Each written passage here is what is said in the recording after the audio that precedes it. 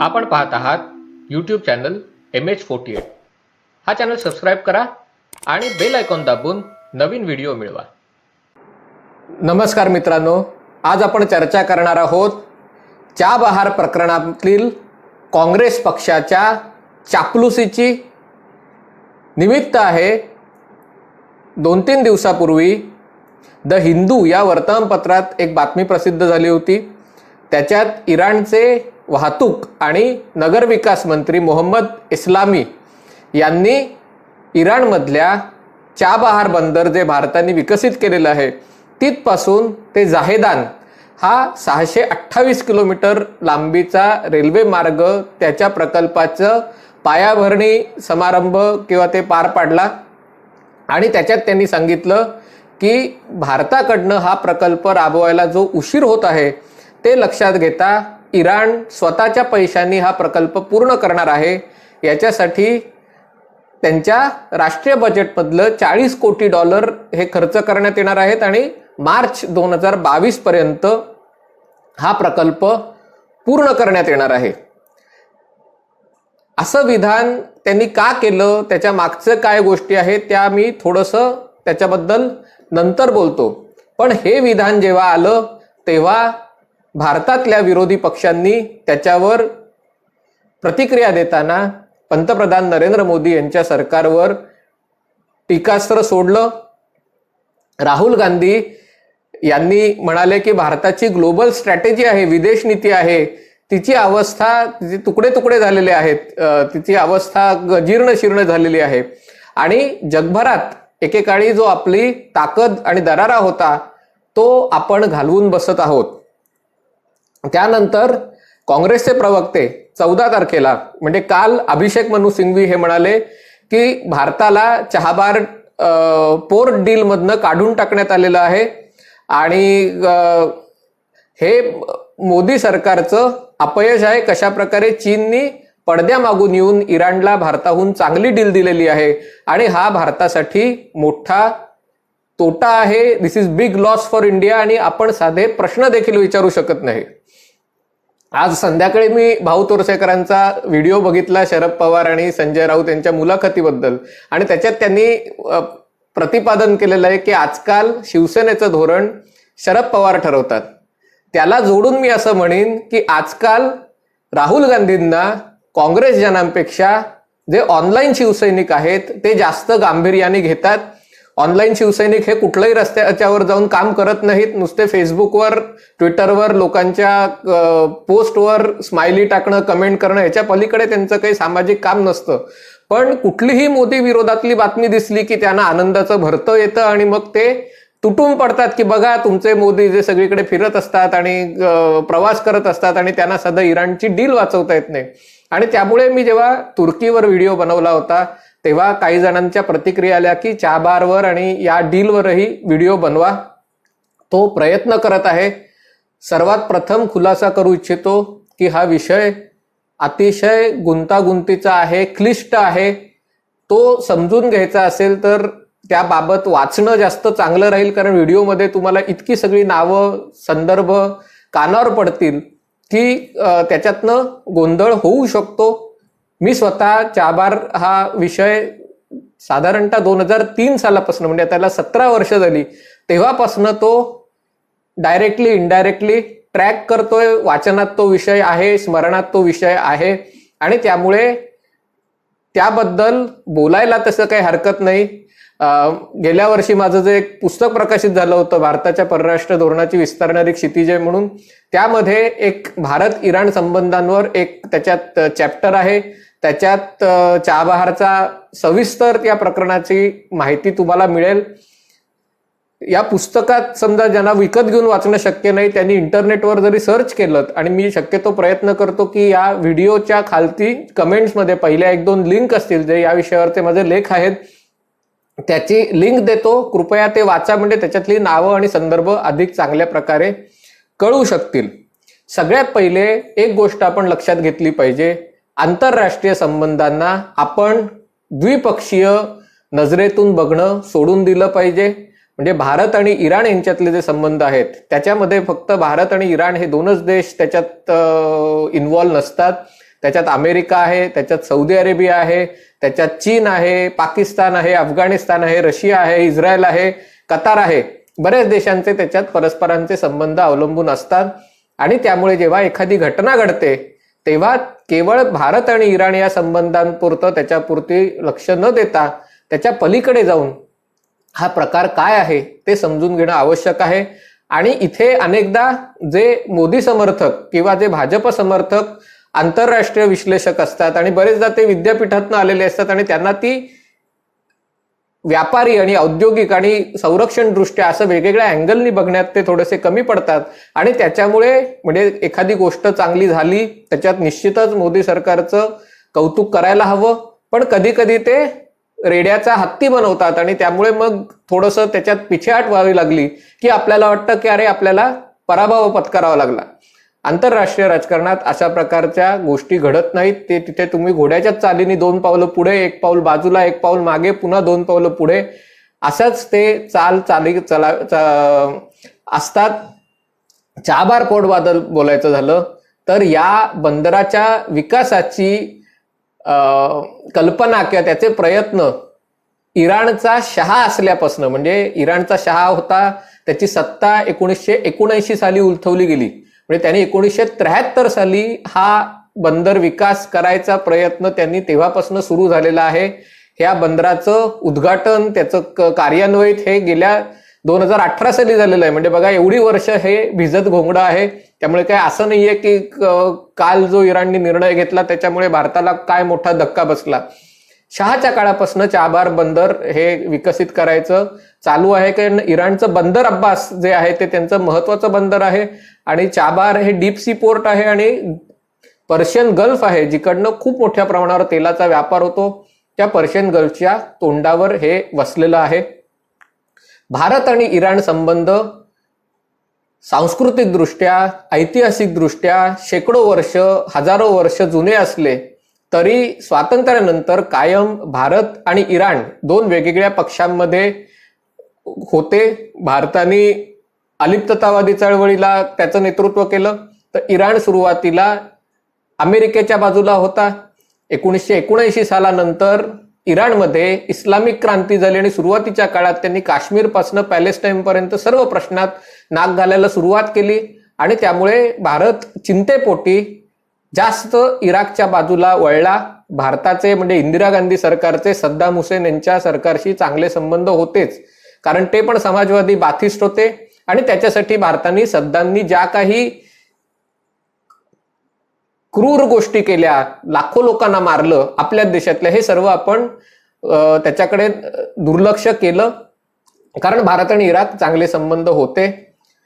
Iran बरोबर चांगल्या संबंधांची सुरुवात जर कोणी केली असेल तर ते श्रेय जातं पंतप्रधान अटल बिहारी वाजपेयींना आणि त्याच्या आधी थोडंसं जर बघितलं तर ते श्रेय जातं PV नरसिंहराव यांना. मी मागे असं एका ठिकाणी वाचलं होतं की अयोध्येला बाबरी मशिदीच्या पतनानंतर एक पाकिस्तानकडून अरब देशांमध्ये भारत विरोधी वातावरण तयार करायचा प्रयत्न चालू होता आणि या पार्श्वभूमीवर भारताने इराणशी संपर्क साधला आणि इराणचे राष्ट्रपती तेव्हा भारतात आले होते आणि त्याच्यातनं एक जगातल्या मुस्लिम देशांना एक संदेश गेला की हा भारताचा अंतर्गत विषय आहे, हे काही जागतिक विषय नाही आणि त्यामुळे त्याचा एक उल्लेख केला जातो. पण खरी जर ही सुरुवात झाली असेल तर ती अटल बिहारी वाजपेयींच्या काळात झाली. याचं कारण म्हणजे 1999 साली जेव्हा हे कंदारला इंडियन एअरलाइन्सचं विमान हायजॅक व्हायची घटना घडली आणि ज्याच्या मागे तालिबानचा आणि ISIचा हात होता, तशाच प्रकारच्या घटना इराणबाबतही घडल्या. कारण अफगाणिस्तानमध्ये जेव्हा तालिबाननी डोकं वर काढलं होतं तेव्हा या तालिबानच्या मार्फत इराणमधलेही, कारण अफगाणिस्तानच्या पश्चिमेकडे इराण आहे आणि इराणलाही त्यांनी त्रास द्यायला सुरुवात केली होती. 8 ऑगस्ट 1998 रोजी अफगाणिस्तानमध्ये त्यातलं मझारे शरीफ जे पश्चिमेकडचं एक महत्वाचं शहर आहे तिथे इराणच्या दूतावासातल्या 11 राजनयिक अधिकाऱ्यांची हत्या करण्यात आली होती. या हत्येमागे तालिबान आहे आणि त्यामुळे 99 सालानंतर तालिबानचा विरोध म्हणून इराण आणि भारत यांनी एकत्रित काम करायला दोन्ही देशांच्या इंटेलिजन्स एजन्सीजनी संरक्षण विभागांनी एकत्र काम करायला सुरुवात केली. 2001 मध्ये जेव्हा 9/11 झालं तेव्हा दोन्ही देशांना वाटलं होतं की आता अमेरिका या दहशतवादाच्या विरोधात जाईल आणि त्यामुळे दोन्ही देशांनी अमेरिकेकडे खूप मोठ्या अपेक्षेने बघितलं होतं. पण अमेरिकेने पाकिस्तानला आपल्या वॉर अगेन्स्ट टेररमध्ये सगळ्यात जवळचा सहकारी म्हणून निवडलं आणि इराण आणि भारत यांच्या तोंडाला पानं पुसली. त्याच्यानंतर अफगाणिस्तानमध्ये जेव्हा सत्तांतर झालं तेव्हा भारत आणि इराण यांच्या संबंधांना खूप मोठ्या प्रमाणावर चालना मिळाली, कारण दोघांनाही अमेरिकेने नाकारलं होतं. आणि त्याच्या मागे एक दुसरं असं कारण दिलं जातं, त्याच्यात किती तथ्य माहिती नाही, की देशाच्या फाळणीपासून शिया मुसलमानांचा कल हा थोडासा भाजपाच्या बाजूने होता, कारण सुन्नी शिया राजकारण असतं आणि जर सुन्नी मुसलमान जर भाजपाच्या विरोधात गेले तर शिया भाजपाच्या बाजूने उभे राहायचे. आणि त्यामुळे अटल बिहारी वाजपेयी आणि नंतर राजनाथ सिंग जे लखनौमधनं निवडणुका लढवतात त्यांना कायमच लखनौमधल्या शिया मुसलमानांचा सपोर्ट मिळत असतो. तिथे पुन्हा इराण हा जगातला सगळ्यात मोठा शिया देश आहे. 90% लोक त्याच्यात जवळजवळ शिया, त्याच्याहून जास्त लोक शिया आहेत. आणि त्याच्यामुळे भारतासाठी इराण हा एका अर्थाने शत्रूचा शत्रू किंवा पाकिस्तानला काउंटर म्हणून आपण इराणकडे बघितलेलं आहे. ऐतिहासिक दृष्ट्या पंडित नेहरूंच्या काळापासून भारताचे अरब देशांशी संबंध, म्हणजे ज्याला GCC म्हणता येईल, गल्फ कॉपरेशन काउन्सिल, त्यांच्याशी संबंध हे मुख्यतः व्यापारी प्रकारचे होते.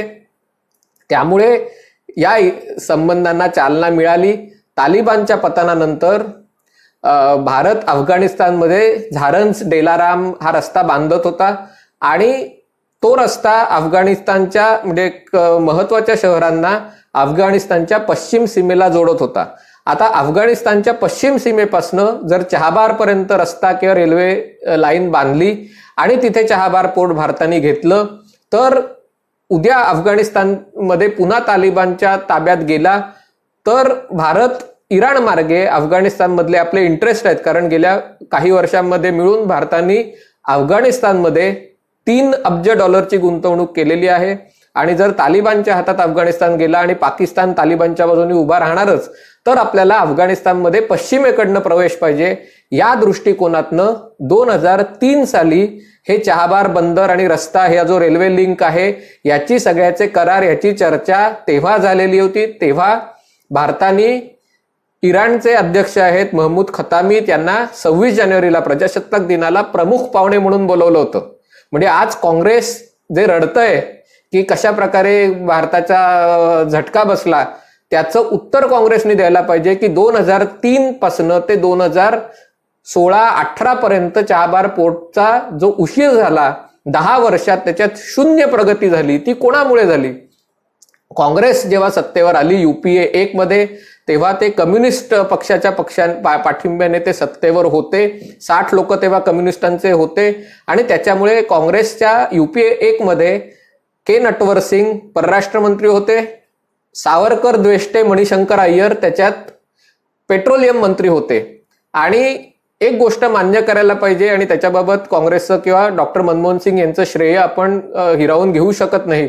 भारत अमेरिका संबंध सुधारण्यात डॉक्टर मनमोहन सिंग यांचं मोलाचं योगदान आहे. त्याची सुरुवात नरसिंहरावांच्या काळात झाली. अटल बिहारी वाजपेयी आणि जसवंत सिंग परराष्ट्र मंत्री असताना त्याला एक चालना दिली गेली आणि त्याचीच कंटिन्युटी डॉक्टर मनमोहन सिंग यांनी केली. भारत अमेरिका अणु करार, त्याची चर्चा वाजपेयी सरकारच्या काळात झाली, तर तो करार पूर्णत्वाला नेण्यास डॉक्टर मनमोहन सिंग यांनी स्वतःचं राजकीय वजन खर्ची घातलं. त्याच्यासाठी सरकारचाही विचार त्यांनी केला नाही.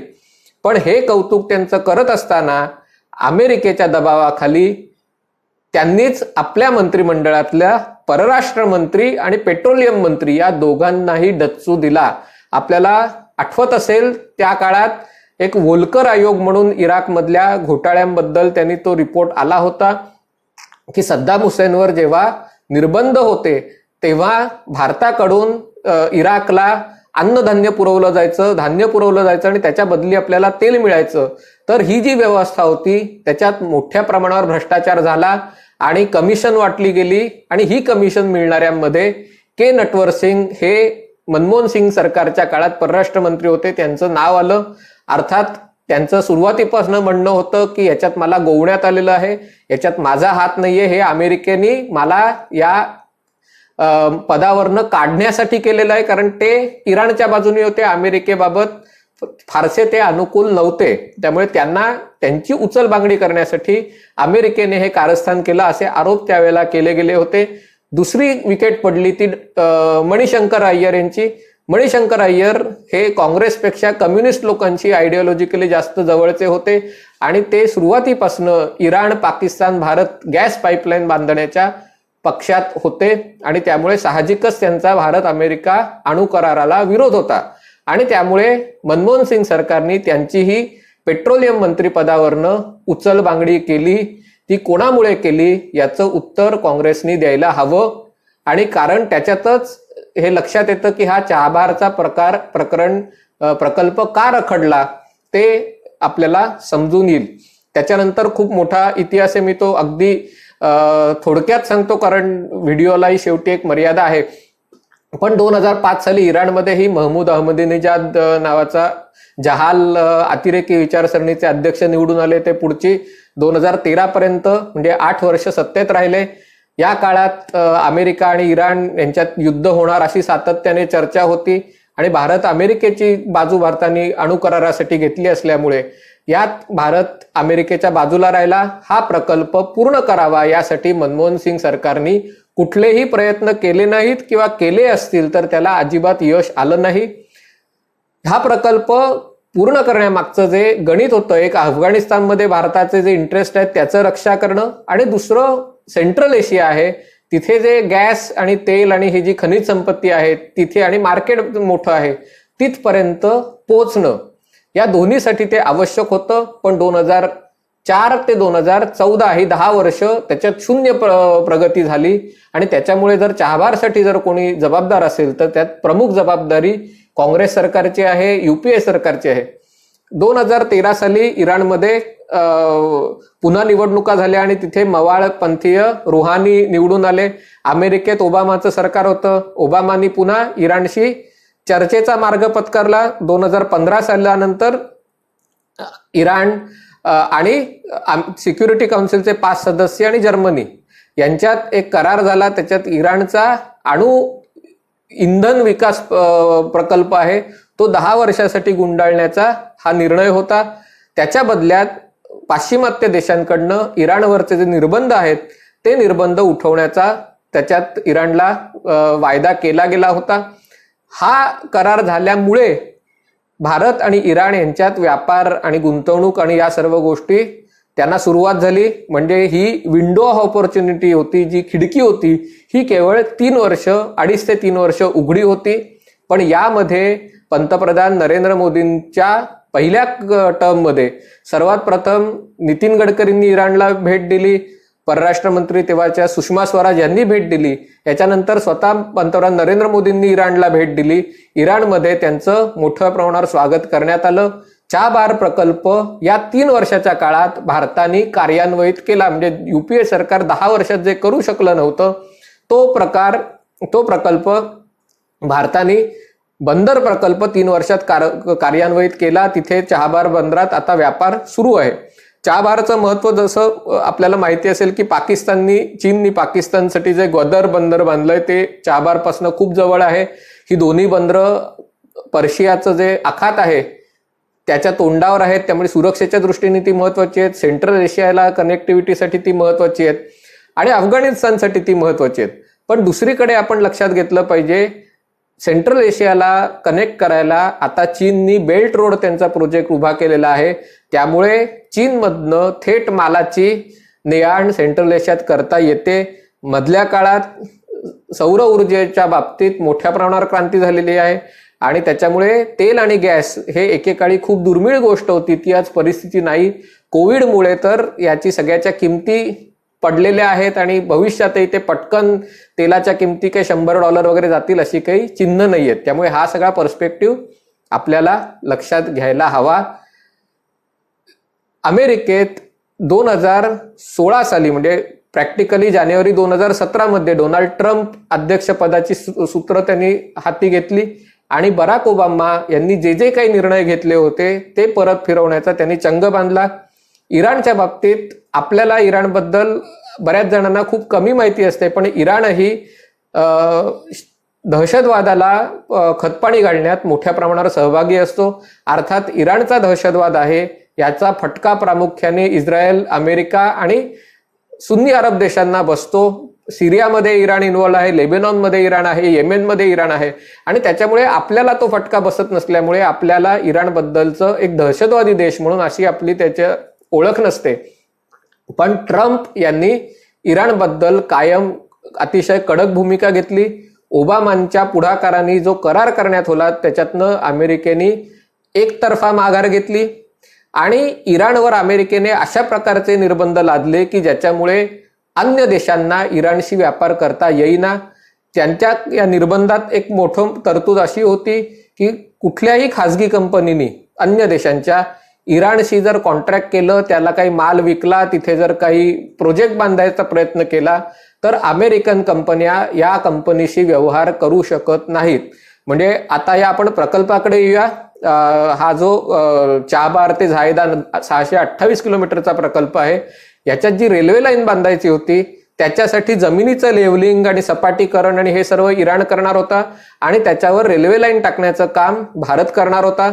याचं कारण म्हणजे इराणवर 1979 सालापासून निर्बंध असल्यामुळे इराणची स्वतःहून गोष्टी करण्याची क्षमता मर्यादित आहे आणि या उलट भारताने मोठ्या प्रमाणावर रेल्वे लाईनचं जाळं आपल्याकडे वसवलं आहे.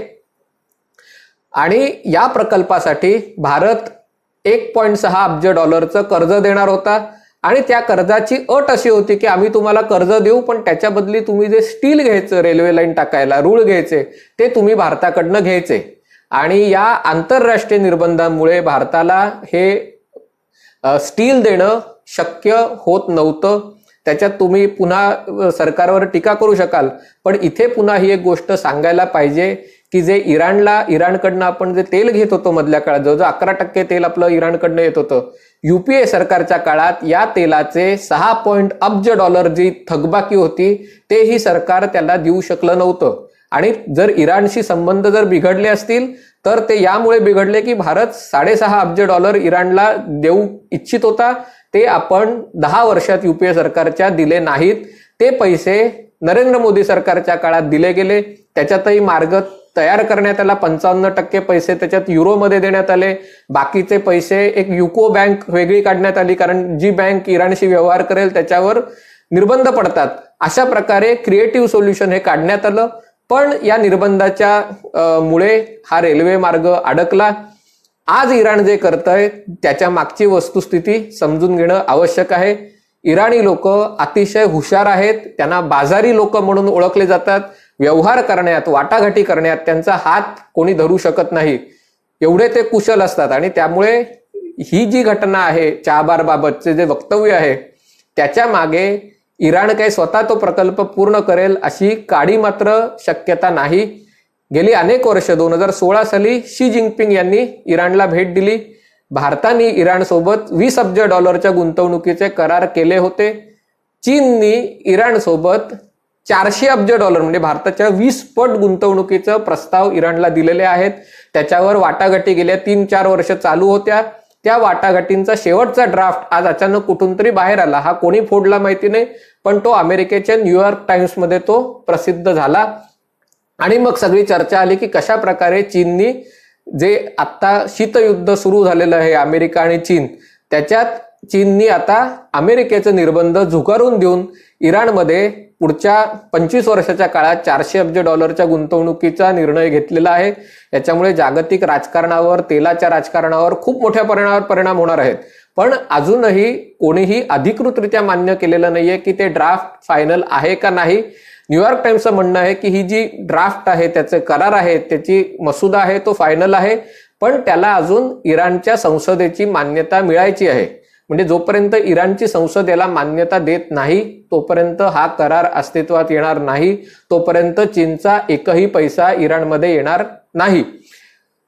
त्यामुळे हा करार होतो का नाही याच्यावर बऱ्याच गोष्टी अवलंबून आहेत. जर हा करार होणार असेल तर त्याच्या मागचं कारण म्हणजे इराण आज मेटाकुटीला आलेला आहे, आंतरराष्ट्रीय निर्बंधही आहेत आणि कोरोनामुळे सगळ्यात पहिले कोरोनामुळे गारद होणारा देश असेल तर तो इराण असेल, कारण चीनशी त्यांचे जे संबंध गुप्तपणे चालू होते त्याच्यातनं कोरोनाची साथ त्यांच्याकडे मोठ्या प्रमाणावर पसरली आहे आणि त्यामुळे इराणची व्यवस्था आज त्यांनी गुडघे टेकलेले आहेत आणि एरवी त्यांनी हा करार मान्य केला नसता, कारण हा करार मान्य करणं म्हणजे चीनची गुलामगिरी करणं स्वीकारणं अशा प्रकारचा होता. पण अडला हरी गाढवाचे पाय धरी अशी आपल्याकडे जी म्हण आहे त्यानुसार आज इराणची वेळ आली असावी आणि त्यामुळे त्यांनी कदाचित एक दबाव तंत्राचा भाग म्हणून भारताला एक चिमटा काढला असावा की बघा तुम्ही जर हे करत नसाल तर आम्ही इराणकडे जाऊ आणि त्यामुळे भारताने त्याला रिस्पॉन्ड करणं आवश्यक आहे. आज भारताकडनं प्रतिक्रिया आली आहे की हा प्रकल्प काही अजून रद्द झालेला नाहीये, भारत तो करणार आहे, भारताने ती तयारी दाखवलेली आहे. पण अर्थात याच्या मागे इराणचं जे वक्तव्य आहे ते काय अंतिम सत्य नाहीये, त्याच्यामध्ये ही अशी निगोशिएशन्स, त्याच्या मागे वाटाघाटी, त्याच्या मागे बार्गेनिंग चालू राहील. ते होईपर्यंत आणखीन काही महिने जातील, वर्ष जातील आणि हे चीन आणि इराण करार होतो की नाही हेही आपल्याला समजेल. त्यामुळे केवळ एक बातमी द हिंदूमध्ये प्रकाशित झाली म्हणून राहुल गांधींनी वक्तव्य द्यायचं आणि राहुल गांधींच्या वक्तव्यावर इथल्या ऑनलाईन शिवसैनिकांनी भाजपच्या लोकांना त्यांना चिमटे काढायचे हे राजकीय आरोप प्रत्यारोपासाठी ठीक आहे, कारण अशा गोष्टी होत राहतात. म्हणजे वेगवेगळ्या पक्षाचे कार्यकर्ते इंटरनेटवर एकमेकांना चिमटे घेत राहतात. पण त्याच्यातनं जो बोध घ्यायचा असेल तर तो हा आहे की या सगळ्या गोष्टी आहेत त्या अशा सहजासहजी होत नाहीत. चाबार प्रकल्प 2003 सालापासून तो रखडलेला आहे, तो आत्ता या काळात मोदी सरकारच्या पहिल्या टर्ममध्ये तो पूर्ण झालेला आहे, बंदर प्रकल्प. त्यामुळे या रेल्वे लाईनचाही प्रकल्प आहे त्यालाही वेळ लागणार आहे. त्याच्यामुळे अर्ध्या हळकुंडाने पिवळं होण्याची गरज नाहीये कोणालाही. तसंच एखादी बातमी वाचून चिंतित व्हायची गरज नाहीये, या गोष्टी घडत राहतात. त्याच्याबद्दल गरज पडल्यास पुन्हा एखादा व्हिडिओ करीन. या व्हिडिओच्या खाली कमेंटमध्ये माझ्या लेखांच्या लिंक शेअर करतो, जमल्यास ते वाचा, कारण इम्प्रॉम्प्टू बोलताना कदाचित काही संदर्भ तारखा थोड्याशा कमी जास्त होऊ शकतात. मला अपेक्षा आहे की हा व्हिडिओ तुम्हाला आवडला असेल. तुर्तास इथेच थांबतो. पाहत रहा MH48.